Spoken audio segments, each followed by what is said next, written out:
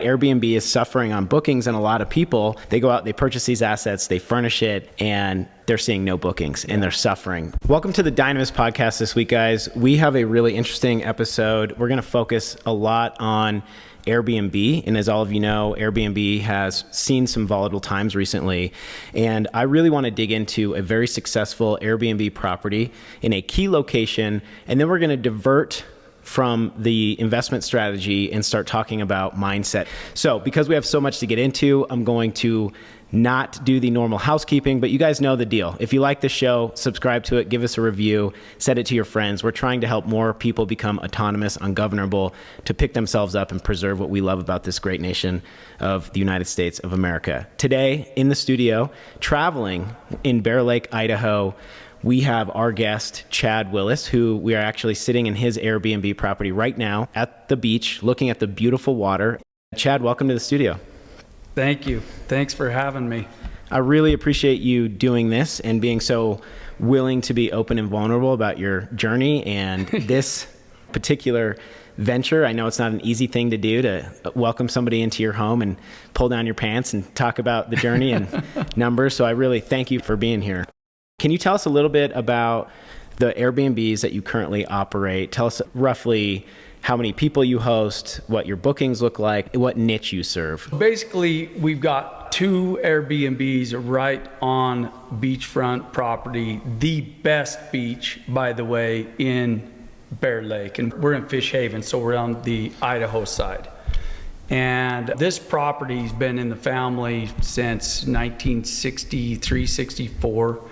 My grandparents had the property and my dad purchased it from them, and then we made a deal with our parents. But we got into it because we were coming up here all the time, enjoying it. Everybody would say this is the greatest place to be. And so that's how we became aware, like, oh, okay, maybe this is something cool. When you grow up with something, you don't know it's amazing until somebody tells you, wow, what you have is amazing.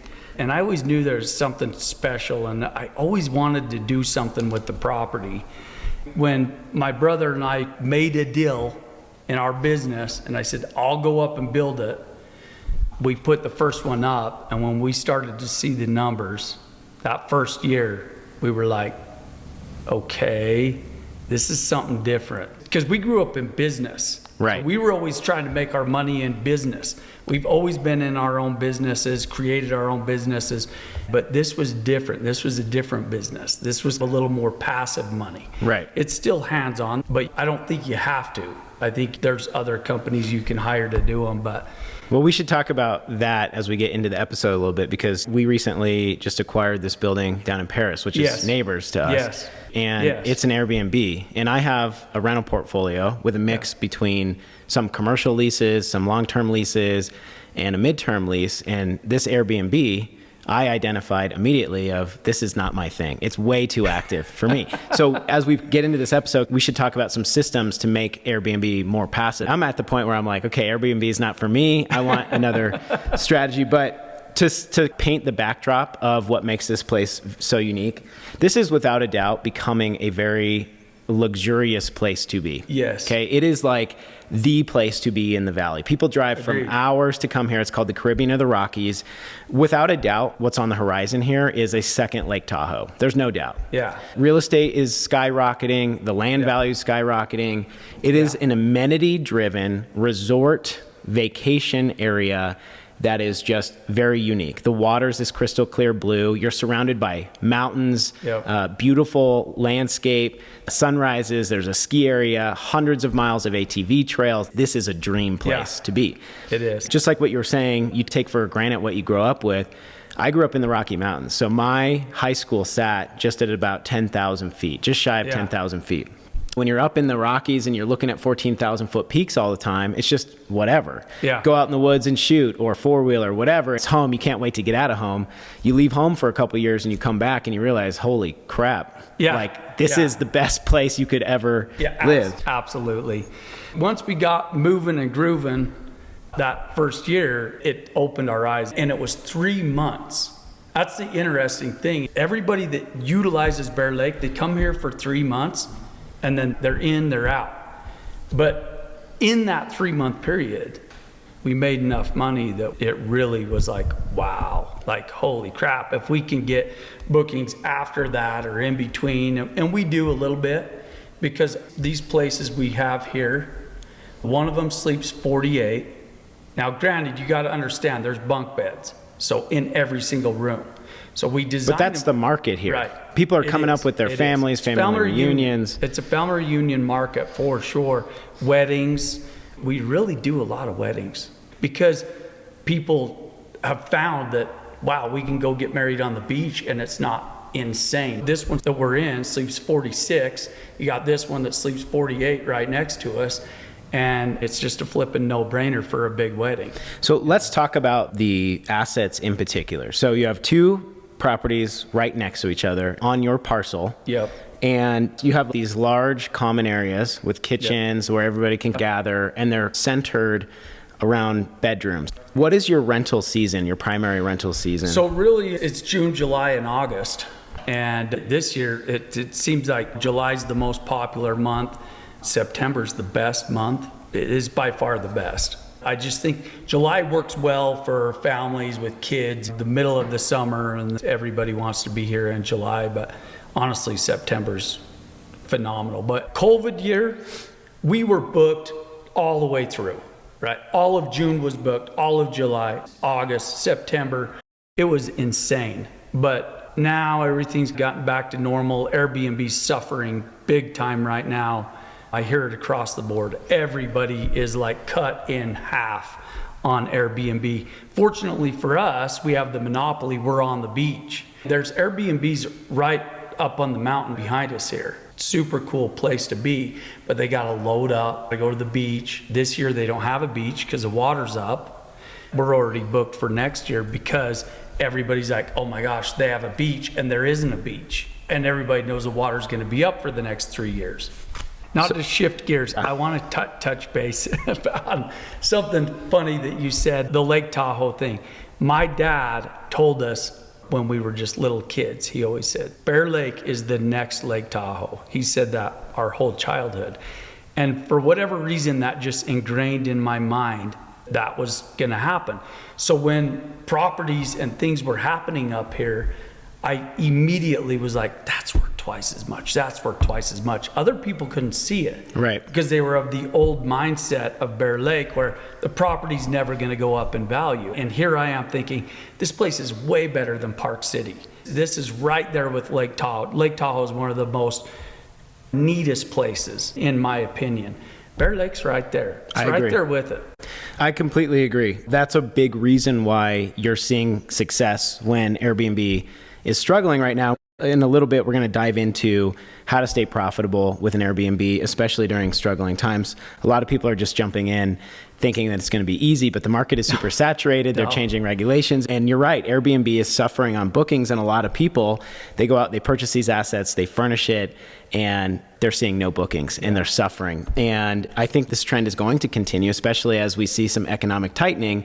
And if your asset niche is Airbnb, you really need to be focused and you need to be luxurious and in the top 1% of what you're offering as far as experiential vacations. People want to show up and feel like they're in a resort that they cannot get this experience anywhere else. Do you remember the cost to build the first one? The first one, well, this would be excluding me, because I made a deal with my brother.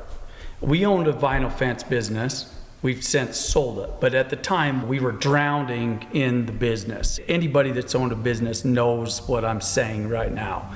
It just consumes every ounce of your time and energy. And I made a deal with my brother. He says, look, I really want to do this. And he was following and trusting in me. I don't think he was 100%. He was half in, half out type of a thing, because we didn't know. We knew nothing at the time. That's what was so interesting about it, is we had talked to some people, but we really didn't know what it was going to do. We did know we were on the beach, and we knew that was a big deal. So we pulled the trigger, made the deal, and I had purchased a fifth wheel, and I came up here and I lived in that fifth wheel, and I started putting in the infrastructure. This was raw land. Nothing was here.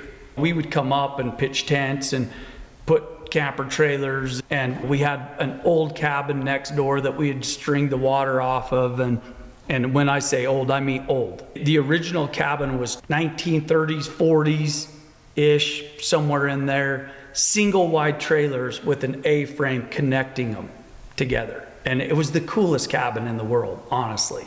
Because anybody who would come up here, they were like, are you kidding me? Like, what in the heck is this? But it was just so fun.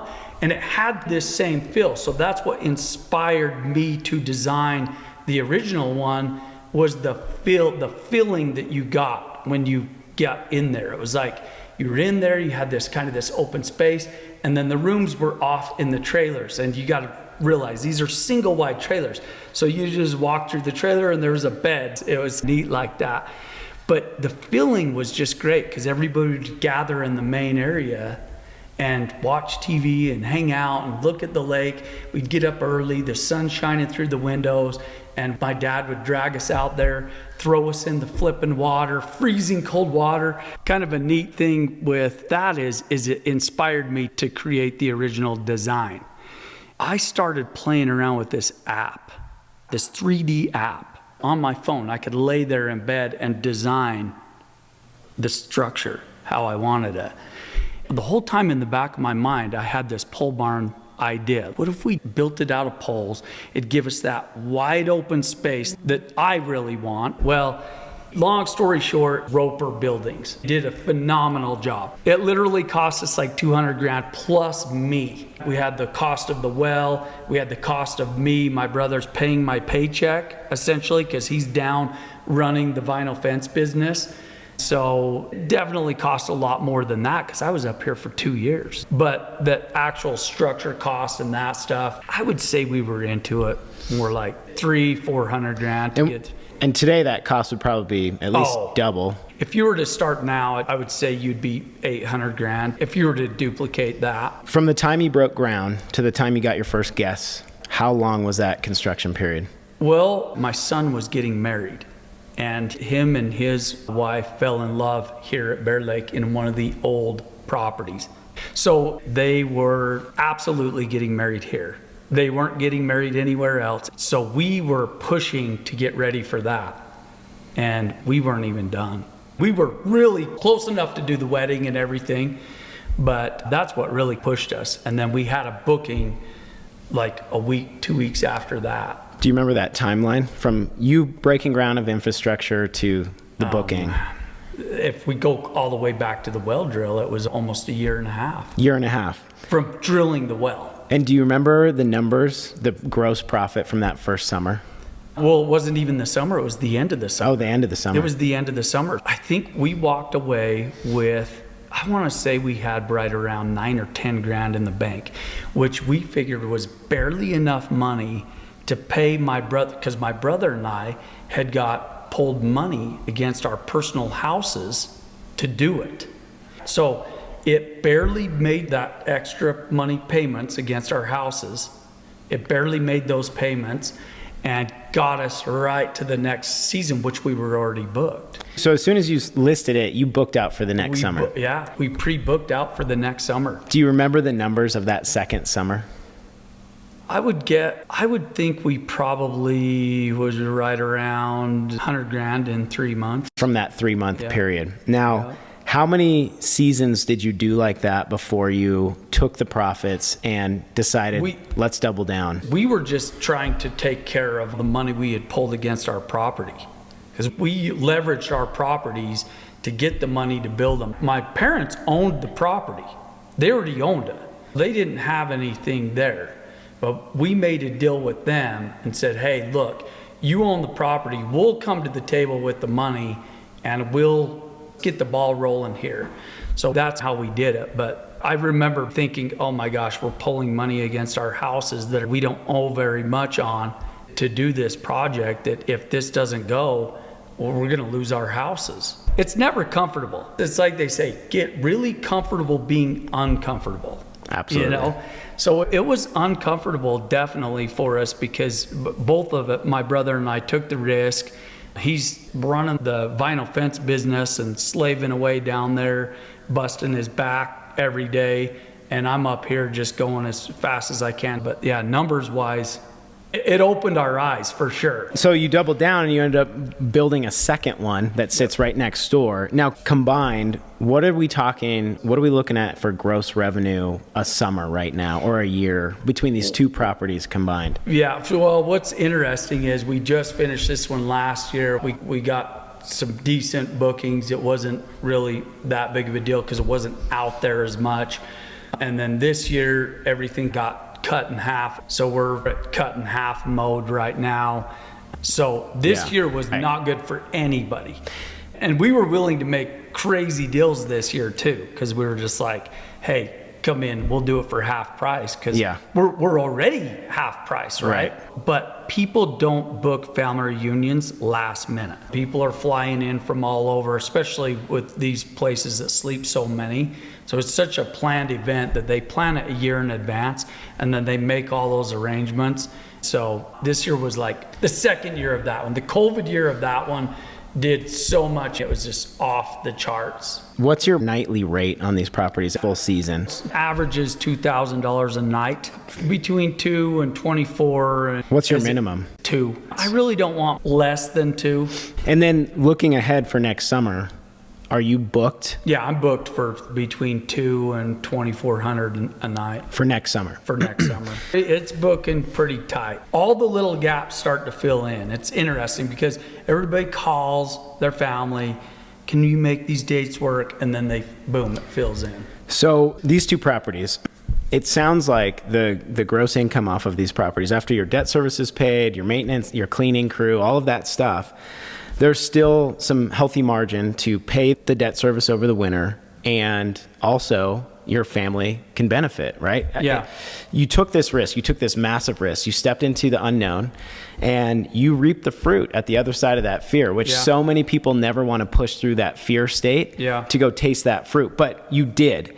And what kind of benefits has that given you for your family? Did it retire your wife? Here's what it did. It really helped to retire my mom and dad. They didn't have anything sitting there. So it was such a big deal for them, and that's only going to get better as the years, start to stack up here now that we've got both of them. So it retired them. It essentially retired me and my brother. And I shouldn't say just this helped us retire. There was a bunch of other investments and moves and things we did that helped kind of put us in more of a retirement, I should say. The interesting thing is everything just costs so much now that what we do, we've got stuff going all the time. Like anybody does. Any investors trying to get different things going to bring in more and more, but it's definitely helped a ton. So it's a big deal because for us it was dead. It was just sitting here, dead property. Yeah. How old are you? I am 47. 47. That's pretty young. The interesting thing is I told everybody in my whole life, my grandpa retired at 45. I'm retiring at 45. That's just what I said. People would joke and laugh. They would say, how's that going for you? It'll come together. I'm not worried about it. When you and I really first sat down and had our first conversation, this is the story that you told me, and it captivated me. And this is what I want to focus the end of the episode on, because it's so powerful what you tell yourself and what you believe. Absolutely. And it all came together almost on that deadline of 45 for you. Yeah, pretty much. Which is pretty crazy. So let's jump back into Airbnb right now. Airbnb is suffering across the board. They're having 100%. Regulations come down on them, bookings are down, and there's a lot of reasons why. Number one, the market is super saturated, so everybody and their brother thought they could be an Airbnb operator, and they're going out to suburbia and renting out a crap hole house with, it looks like grandma lives there. So why would anybody go? Now during COVID, everybody was making money. It didn't matter. Yeah, everybody just wanted to get out. So if you are going to own and operate an Airbnb business in today's market and you want to be successful, you have to be at the upper echelon of the Airbnb market. And what it really comes down to is experiences. Luxury listings in key prime locations with luxury experiences. People want to show up and feel like they're at a resort. So it needs to be polished and finished, and there needs to be a very nice website and great pictures. You need professional listing photos, not half-assed iPhone with your finger in front of it. And when they show up, they want things like yard games and pool tables and arcade games because they want the resort feel. And you just told me we're in a tough time. The economy is struggling. It's definitely uncertain. We have an election coming up. Inflation's out of control. Bank lending is getting tighter and tighter. People's savings are dwindling away. And yet, next year, you're booked. Yeah. And so what do you think it is that you're doing that is working in this market?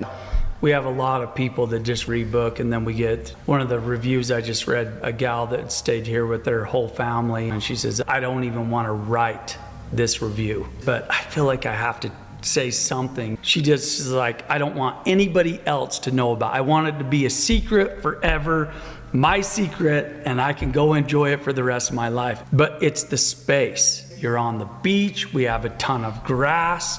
Our property comes with 2 paddleboards and 2 kayaks per place.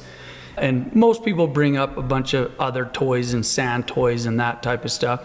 You don't have to worry about the kids because kids just disappear. The water doesn't drop off here. It's really gradual. It's such a gradual thing that your little 2-year-old can play in the water right there and you don't have to worry about them. They literally can just sit right there in a little puddle of water.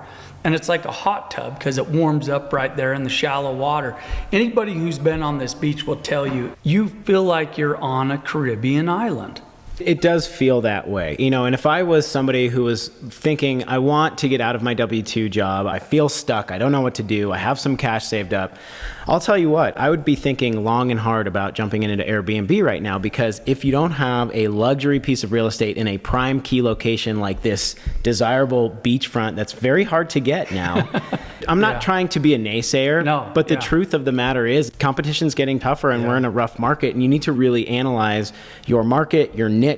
And I would wait or partner and attack a luxury listing as opposed to just any Airbnb property, because there's going to be a continuous struggle in the Airbnb market. Really quick, I want to talk about how Airbnb is not a nightmare for you. What systems do you have in place? Because it is soul crushing to me. Yeah. So if you haven't read the book E-Myth by Michael Gerber. I've read the book. Okay. How to Automate Your Business. Yeah. How about 4-Hour Workweek with Bikes I haven't and done that one. I haven't done the 4-Hour Workweek, but I listened to that book 8 times. And there was certain parts in the book that I kept listening to. So the systems obviously are a big deal. One of the biggest things I think with systems is thinking through what not to have. If it's not there, it's not going to be a problem. So when I designed these, I had already done that book. So I was thinking not only of the systems, but let's eliminate things that are just guaranteed going to be a problem. And so I eliminated most of that in the design. Can you give some examples of that? Well, for example, the bedrooms don't have closets. There's no closets. So now you don't have the closet doors blocking where you might need to put the bunk bed, right? And the beds are up off the ground so you can put your luggage, your bags underneath. And then we have hooks everywhere. So they can flip a hook out and hang with hangers, hang their clothes if they need to hang their clothes. But we find most people, it's like they're living out of their bag anyways. So we've got dressers for some people, like my wife, she wants her stuff folded in the drawer. We have that stuff. I know that sounds crazy, like people think, oh, it doesn't have, but once you get here, you realize you actually don't even need it. And then just simple funny things like we put little hooks in the showers. The showers are just basic showers. There is no master bedroom. The master bedroom thing's such a big deal for me because I remember going to Airbnbs way back in the original Airbnbs, and there was always a master bedroom. It was like a big fight. Who got the master bedroom, right? And then for whatever reason, there's always this tension between family members, like, freaking Zach got the master bedroom. He got it last time. There is no master bedroom. They're all very similar. And if you go to Airbnb and you look at the link, you go to the very last 2 pictures, it shows you the floor plan so you can see it. But I really think that's why big families love it. You're hitting on such logical things right now. You're absolutely right. Because me as an Airbnb consumer, These are things that I hate about Airbnb. Yeah. I'm like, am I going to be the last one there and I have the crappy bedroom? And then you get the worst room. And I'm paying the same amount as Jimmy because we're all splitting the property. Absolutely. Absolutely. Very smart. And then on the electrical, next to the beds, we put plugs right where the nightstand is. We have a plug right there. So they're not crawling under the bed trying to find a plug to charge up their cell phone. Just little teeny details like that all the way through. I've always sort of been like this, but I feel like when I read E-Myth, it just confirmed that, yes, this is the way. Even things right down to just the stoves. Like, if one of these stoves go out, I can get a stove, one of these basic stoves, in 2 seconds and replace it. So many people in these luxury places, and people come in here, they go, wow, this is a luxury place. What they don't realize is that's just 2 regular stoves right there, right? And 2 regular refrigerators that I can replace like that. I can replace them fast. Those little teeny funny things that actually very few people notice, and the people that do notice, they never shut up. I'll come down here. How's everything going? I check in with everybody. How's everything going? How's your reunion going? Do you need anything? Is there something that's bothering you? Is anything bothering you? I always ask them that. Because, and you know, the loudmouths like me, I'm a loudmouth, they'll pipe up. And then we'll fix that or change that, and usually it's something we don't know, like a toilet seat. There's a oh, okay, great. Fix the toilet seat. Sometimes the maids don't catch everything. My wife inspects them before. That's what she's literally doing right now. She's over going through the other one. She wants everything in perfect order, and she is like dead serious with it. What you're hitting on is so key for the industry that you're in. I think a lot of people, they just want a higher rent multiple from a long-term rental, so they put it on Airbnb. But that is not the case. You are in the hospitality industry. This is a hotel. It really is. It's a niche boutique hotel, and you're servicing a small private group of clientele and checking in. What's going on? Is there anything I can fix? How can I make you more comfortable? You know, that is going to get you through, especially when you're in the service hospitality industry. I want to know about things like, how are you getting your bookings? What type of management? So originally we were with Evolve, and they were doing a phenomenal job. And then we shifted gears because we wanted full control of the pricing. We were constantly battling with them on the pricing. It was hard for them to wrap their mind around. It's booked for 3 months, and then that's it. We might get Thanksgiving and New Year's. And New Year's, we always are cringing. We're like, oh, somebody booked it for New Year's. Find out who they are, because New Year's can get crazy. We've had New Year's parties where they busted the window and stuff like that. So we've seen the bad. We've seen the ugly side of Airbnb. So yeah, it's one of those things where it is what it is. So you took full control. How do the cleaners know? Do you have to message them automatically when the guest checks out, or? Yeah, so when we're booked tight, they know I'm on them the whole time. I'm right there. I'm on top of it. I'll text them, email them, see you in the morning. As much as you want to automate it, this is still a very active strategy, and it's something that needs to be managed. And I'm curious, you read the E-Myth, something that I would challenge you to is, how do you fire yourself from doing what you're doing right here, right? Who's the next person that's the buffer? The next step would be somebody like Vacasa, and they run the whole thing. But I've heard from other people that have Airbnbs that use Vacasa, they take a bigger percentage. And then also another thing with Vacasa is, if something's broken, they're just gonna hire somebody. If something's broken here, I fix it. And I pay myself to fix it. But Vacasa's gonna hire a contractor. The contractor's gonna come in with the full contractor price. It gets expensive. It can get really expensive if they're staying up on it. But people that I know that are using Vacasa come in once a year, go through, patch, fix, whatever Vacasa didn't do. For everybody listening, scroll down in the show notes. I will put Chad's website for the Airbnb VRBO listings. You can take a look at the properties if you want to come book and stay. All that information will be below. Chad, it has been an absolute pleasure. Thank you for coming on the episode. What we're going to do is record a follow-up on how he got here, because this story it's nuts. It's pretty nuts. So stay tuned. Chad's going to have a additional episode that I'm going to release separate right after this Airbnb episode drops. So keep your eyes peeled. Catch you on the flip side, everybody. Take care.